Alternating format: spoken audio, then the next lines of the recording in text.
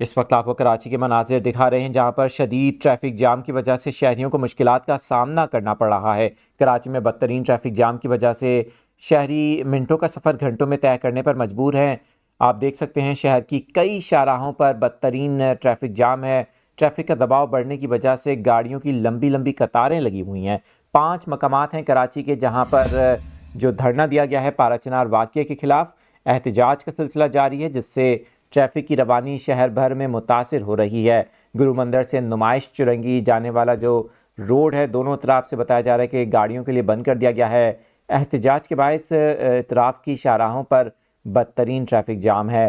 سڑکوں پر گاڑیوں کی لمبی لمبی قطاریں دیکھی جا سکتی ہیں جس سے شہریوں کو مشکلات کا سامنا کرنا پڑ رہا ہے۔